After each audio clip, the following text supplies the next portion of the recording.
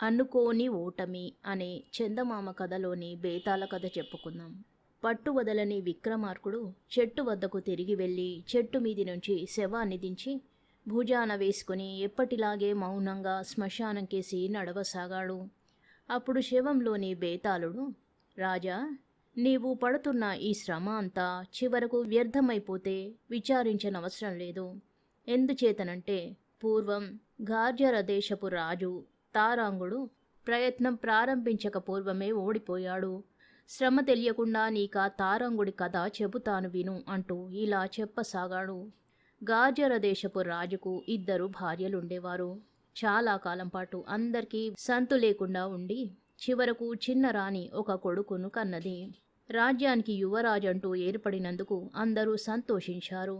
ఆ కుర్రవాడికి తారంగుడని పేరు పెట్టి ఎంతో గారాబంగా పెంచసాగారు. మరి 5 ఏళ్ల అనంతరం పెద్దరానికి కూడా ఒక కొడుకు పుట్టాడు. వాడికి చంద్రాంగుడని పేరు పెట్టారు. కుమారులిద్దరూ పెరిగి రాసాగారు. చంద్రాంగుడు పట్టపురాని కొడుకు. అందుచేత తండ్రి అనంతరం రాజయ్యే అధికారం వాడికే ఉన్నదని పెద్దరాణి అంతఃపురంలో వాళ్ళ ఉద్దేశం. అందుచేత అక్కడి వాళ్ళంతా చంద్రాంగుణ్ణి యువరాజా అని పిలిచేవారు. తారంగుడు కావడానికి చిన్నరాణి కొడుకే అయినా రాజుగారి పెద్ద కొడుకు గనక తండ్రి అనంతరం సింహాసనం మీద కూర్చునే హక్కు తారంగుడికే ఉన్నదని చిన్నరాణి అంతఃపురంలోని వాళ్ళంతా అతన్ని యువరాజా అని పిలిచేవాళ్ళు. రాజు మాత్రం తన కొడుకులిద్దరినీ సమభావంతోనే చూశాడు. వారిలో రాజ్యార్హత ఎవరిదన్న విషయం గురించి ఆయన ఆలోచించను కూడా లేదు. అది సమస్య అయి కూర్చున్నప్పుడు ఆలోచించుకోవచ్చులెమ్మనుకున్నాడు. కొంతకాలానికి ఆ సమస్య రానే వచ్చింది. రాజుకు జబ్బు చేసింది. అవసాన కాలంలో ఆయన తన మంత్రిని పిలిచి, నా కొడుకుల్లో ఎవడు రాజు కావడం న్యాయమో మీరే ఆలోచించి రాజ్యాభిషేకం చెయ్యండి అని చెప్పి కన్ను మూశాడు. రాజుగారికి ఉత్తర క్రియలు పూర్తి చేసి మంత్రి, పురోహితుడు మొదలైన వారు న్యాయ నిర్ణయం చేయడానికి కూర్చున్నారు. వాళ్ళు ఎంతసేపు ఆలోచించినా రాజ్యార్హత ఎవరికి ఎక్కువ ఉన్నది తేలలేదు. చిన్నరానికి మొట్టమొదట కొడుకు పుట్టాడు. తారంగుడు పుట్టిన నాడే దేశ ప్రజలు తమకు యువరాజు ఏర్పడ్డాడని, భవిష్యత్తులో అతనే తమ రాజు అవుతాడని అనుకున్నారు. చంద్రాంగుడు అన్న అని పిలిచేవాడంటూ ఉండగా అతన్ని రాజు చెయ్యడం ఉచితం కూడా కాదు. అయితే చంద్రాంగుడి తల్లి పట్టపురాణి. పట్టపురానికి కొడుకుంటుండగా సింహాసనం మీద కూర్చునే అధికారం లేని చిన్నరాణి కొడుకును తెచ్చి రాజును చేయడం కూడా అంత భావ్యం కాదు. అలాంటి నిర్ణయం రాజుగారు స్వయంగా చేసి ఉంటే లోకం సమ్మతించేదేమో. కానీ ఇప్పుడు మంత్రి, పురోహితులు అలాంటి నిర్ణయం చేయకూడదు. పోనీ 2 రాణులు రాజీపడి ఒక నిర్ణయానికి వస్తారేమోననుకుంటే తన కొడుకే రాజు కావాలని 2 మంచి పట్టుదలలో ఉన్నారు. ఈ పరిస్థితులలో ఏ నిర్ణయం చేయలేక మంత్రి రాజ్యాన్ని 2గా చీల్చి 2 భాగాలకు 2 రాజకుమారులను అభిషేకిద్దామని సూచించాడు. అయితే ఇందుకు చంద్రాంగుడు సుతరాము ఒప్పుకోలేదు. ఒక బలమైన రాజ్యాన్ని 2 బలహీనమైన రాజ్యాలుగా చీల్చడం రాజనీతి కాదు. అందువల్ల దేశం యొక్క ఐక్యత దెబ్బతింటుంది. కాలక్రమాన స్పర్ధలు, శత్రుభావము, యుద్ధాలు మొదలైనవి ఏర్పడతాయి. చివరకు తారంగుడికి రాజ్యాభిషేకం నిశ్చయమైంది. చంద్రాంగుడు ఆ మహోత్సవపు హడావుడిలో ఎవరితోనూ చెప్పకుండా దేశం విడిచి వెళ్ళిపోయాడు. చంద్రాంగుడు తన శౌర్య ప్రతాపాలలో ఎంతో విశ్వాసం కలవాడు. వాటి సహాయంతోనే తానొక రాజ్యం గెలుచుకుందామని అతని ఉద్దేశం. తన కొడుకు రాజ్యప్రాప్తి లేకుండా పోయిందన్న దిగులుకు ఆ కొడుకు కూడా కళ్ళ ఎదుట లేకుండా ఎటో వెళ్ళిపోయాడన్న దిగులు తోడై చంద్రాంగుడి తల్లి మంచం పట్టి కొన్నాళ్లకు మరణించింది. చంద్రాంగుడు సాధారణ క్షత్రియ వీరుడి దుస్తులు ధరించి గుర్రం మీద కొన్ని రోజులు దక్షిణ దిక్కుగా ప్రయాణం చేసి కంకణం అనే చిన్న రాజ్యాన్ని చేరుకున్నాడు. అతను రాజవీధిని వెళుతుండగా ఆ దేశపు రాజకూతురు విద్యుల్లత ఏనుగు మీద దేవాలయానికి పోతూ అతనికి ఎదురయ్యింది. ఆమె పేరుకు తగ్గట్టే అతిలోక సౌందర్యవతిగా కనిపించింది. ఆమెను చూడగానే చంద్రాంగుడి కళ్ళు జిగేలుమన్నాయి. కంకణ రాజుకు విద్యుల్లత ఒక్కతే కుమార్తె. ఆమెను పెళ్లాడేవాడు కంకణ దేశానికి రాజు కూడా అవుతాడు.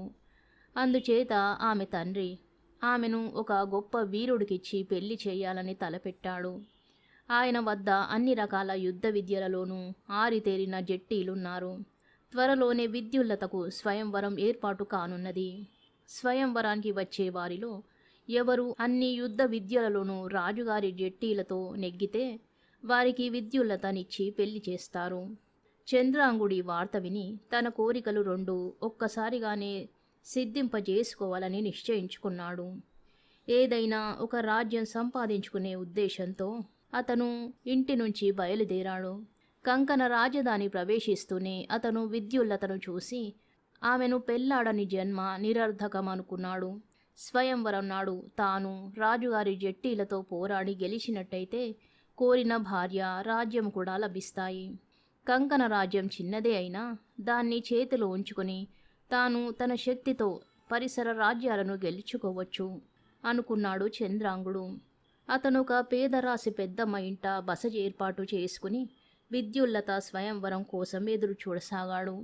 కొద్ది రోజులకు స్వయంవరం రోజు రానే వచ్చింది. విద్యుల్లతను వరించవచ్చిన రాజకుమారులకు ప్రత్యేకమైన బసలు ఏర్పాటయి ఉన్నాయి. చంద్రాంగుడు కూడా అక్కడికి వెళ్ళాడు. తాను ఫలానా దేశపు రాజకుమారుణ్ణని చెప్పక ఒక సుక్షత్రియ కుమారుణ్ణని మాత్రమే చెప్పాడు. విద్యుల్లతను పెళ్లాడగోరే వాళ్ళు రాజుగారి జట్టీలను మల్ల యుద్ధంలోనూ, గదా యుద్ధాలలోనూ, విలువిద్యలోనూ, చివరకు కత్తి యుద్ధంలోనూ ఓడించాలి. జయాపజయాలు నిర్ణయించడానికి కొన్ని నియమాలున్నాయి. వచ్చిన వారిలో 35 మంది రాజుగారి మల్లుల చేతిలోనే ఓడిపోయి పరాభవం పొందారు. మల్లులను జయించిన వారిలో ఎక్కువ మంది గదా యుద్ధంలో ఓడిపోయారు. చంద్రాంగుడు సామాన్య క్షత్రియుణ్ణని చెప్పుకోవడం చేత మిగిలిన రాజకుమారులందరూ పరీక్షలలో ఓడినాక గాని అతని వంతు రాలేదు. అతను గెలుస్తాడని రాజుగారు కలలో కూడా అనుకోలేదు. కానీ ఒక్క గడియ కాలంలో అతను 4 రకాల యుద్ధ విద్యల్లోనూ రాజుగారి జట్టీలను ఓడించాడు. మల్ల యుద్ధంలో చేతులు కలిపిన మరుక్షణమే రాజుగారి మల్లుడు మట్టి కరిచాడు. అలాగే రాజుగారి జట్టి చేతిలో నుంచి గద క్షణంలో ఎగిరిపోయింది. చంద్రాంగుడు తన మొదటి బాణంతోనే రాజుగారి విలుకాడి విల్లు విరిచాడు. రాజుగారి ఖడ్గయోధుడి కత్తి చంద్రాంగుడి కత్తికి తగులుతూనే 2 ముక్కలయింది. ఈ విధమైన యుద్ధ పరీక్ష చూసి అందరూ కొయ్యబారిపోయి చూస్తుండగా విద్యుల్లత వరమాల చేతబట్టుకొని చంద్రాంగుణ్ణి సమీపించింది. సరిగ్గా ఆ క్షణంలో వాయువేగంతో రథం మీద తారంగుడు వచ్చాడు. అతను కూడా స్వయంవరానికి వచ్చాడు. అయితే చంద్రాంగుడి తల్లి మరణం మూలంగా అతను అనుకున్న వేళకు బయలుదేరలేక ఆమె దహన సంస్కారమయ్యాక బయలుదేరి కొంచెం ఆలస్యంగా చేరాడు. ఆ వచ్చినవాడు మూర్జర రాజని. అతను కూడా తన కుమార్తెను పెళ్లాడాలని వచ్చాడని తెలిసేసరికి కంకణరాజుకు పెద్ద పెట్టున ఏడవాలనిపించింది. తాను ఏర్పాటు చేసిన కొద్దిపాటి పరీక్షలో ఎంతోసి రాజులు ఓడిపోగా ఎవడో అనామకుడు గెలిచినందుకే ఆయన లోపల కుళ్ళిపోతున్నాడు. అలాంటి పరిస్థితిలో గాజర రాజంతటి వాడు తనకు అల్లుడయ్యే అదృష్టం ఒక్క గడియలో తప్పిపోయిందని తెలిసి అతడు ఎంతో ఆవేదన పొందాడు. కానీ అంత నిస్పృహలోనూ ఆయనకొక దురాలోచన మెరుపులాగా తలలోకి వచ్చింది. మహారాజా, దయచేయండి, దయచేయండి, పరీక్షలింకా పూర్తి కాలేదు. ఈ యువకుడిప్పుడే నా జట్టీలను జయించాడు. తమరి యువకుణ్ణి ఓడించినట్టయితే మీకే వరమాల లభిస్తుంది అన్నాడు కంకణరాజు. తనకు అల్లుడు కాబోయేవాడు గాజరరాజు చేతిలో చస్తే బాగుండునని కంకణరాజు కోరిక. తారంగుడు ఉర నుంచి కత్తి దూసి చంద్రాంగుని సమీపించాడు. అతను చంద్రాంగుని గుర్తించలేదు. కానీ చంద్రాంగుడు తన అన్నను గుర్తించి తల వంచుకుని తన చేతిలో ఉన్న కత్తి జార విడిచాడు. విద్యుల్లత తన చేతిలోని వరమాలను చంద్రాంగుడి మెడలో వేసి అతను కింద జార్చిన కత్తి తీసుకుని, ఈయన నలుగురితో పోరాడి అలసి ఉన్నారు, ఆ చేసే యుద్ధం నాతో చెయ్యండి అన్నది. చంద్రాంగుడు నిర్ఘాంతపోయి తల ఎత్తి విద్యుల్లతను తారంగుణ్ణి చూశాడు. ఈసారి తారంగుడు చంద్రాంగుణ్ణి బాగా గుర్తించాడు. అతను తన కత్తిని తిరిగి ఉరలో పెట్టేసి తన రథమెక్కి ఎవరితోనూ ఏమీ అనకుండానే వెళ్ళిపోయాడు. విద్యుల్లత వరమాలను చంద్రాంగుడి మెడలో వేసింది గనక వారిద్దరికీ వివాహం చెయ్యక తప్పలేదు.